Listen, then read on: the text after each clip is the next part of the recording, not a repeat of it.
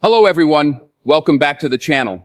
Today we are diving deep into a story that is shaking the geopolitical landscape and threatening to reshape the balance of power not only in the Middle East, but across the globe. Iran has issued one of its most direct and menacing warnings in recent years, vowing what it calls blood revenge against the United States and Europe over sanctions it deems illegal, all while the conflict between Israel and Hamas grows fiercer and more volatile by the day.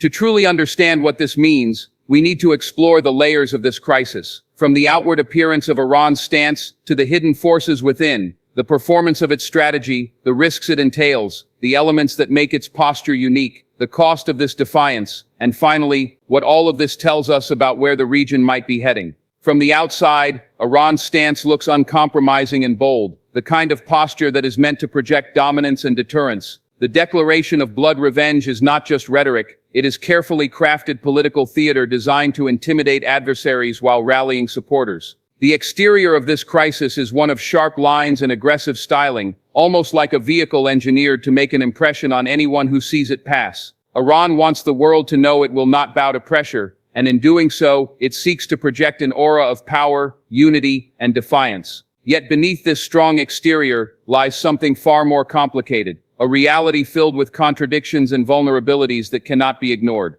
Inside, the picture shifts dramatically. Within Iran's borders, the economic strain caused by years of sanctions has hollowed out industries, crushed livelihoods, and fueled widespread discontent.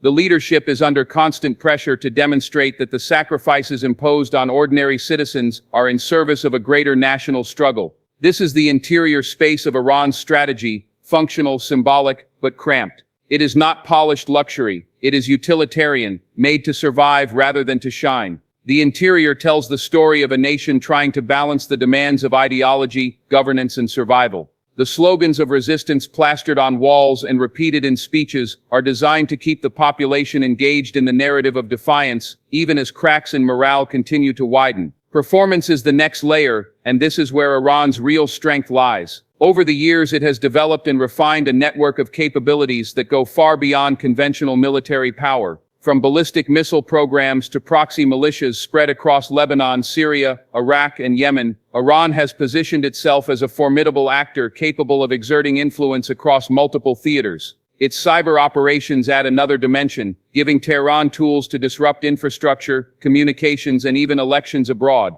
This multifaceted performance is what keeps adversaries cautious. They know that Iran's reach is not confined to its borders, and that retaliation could come in forms that are difficult to predict or counter, but performance also raises the question of sustainability.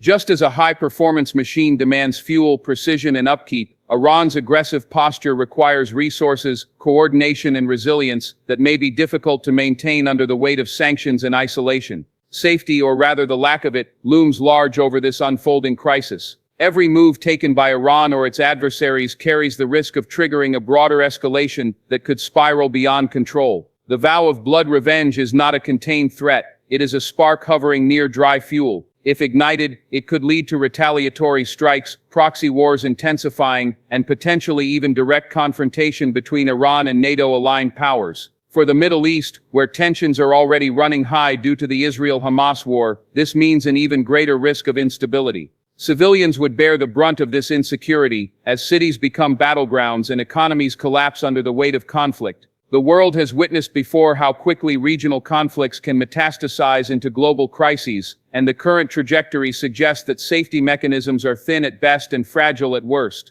What makes Iran's stance unique is its embrace of unpredictability as a strategic weapon. Most nations aim to reassure, stabilize, and clarify their intentions. Iran does the opposite. Its strategy is deliberately opaque, designed to keep rivals guessing. Will retaliation come through a missile strike, a cyber attack, a terrorist operation, or a proxy militia offensive? The lack of certainty forces adversaries to remain constantly vigilant, stretching their resources and attention. This unpredictability gives Iran leverage disproportionate to its actual strength. It is the unique selling point of its foreign policy, the edge that allows it to punch above its economic and military weight. At the same time, unpredictability can backfire. It creates mistrust even among allies, raises the risk of miscalculation, and fosters an environment where accidents or misunderstandings can quickly escalate into wars. The cost of this strategy, the price that Iran, its adversaries, and the broader region must pay is staggering. For Iran itself, sanctions have devastated the economy, reducing oil revenues, stifling trade, and driving inflation to punishing levels. The population bears the brunt of this burden, with unemployment, shortages, and a deteriorating quality of life becoming everyday realities. For the United States and Europe, the price comes in the form of heightened security expenditures, the constant need to guard against asymmetric threats, and the strain of maintaining unity in the face of complex challenges. For the region, the price is measured in human lives, shattered communities, and lost futures as conflicts flare up and spill over borders. Price here is not just economic, it is political, social, and moral, a reminder that every act of defiance or retaliation carries consequences that extend far beyond the immediate players. Ultimately, the conclusion to be drawn from Iran's vow of blood revenge is that it is both a declaration of strength and an admission of weakness. On one hand, it demonstrates Tehran's determination to stand tall against what it views as unjust oppression. On the other, it reveals the vulnerability of a regime that must resort to fiery threats to mask the economic and political cracks spreading within. The global community is left to interpret whether this vow is a real promise of imminent action or a calculated move to deter adversaries without crossing into open conflict. In the context of the Israel-Hamas war, it adds yet another layer of uncertainty, complicating efforts at mediation and raising the stakes for all involved. The world stands at a precarious crossroads, watching and waiting to see whether words will turn into actions, and whether this path of revenge leads to resilience or to ruin.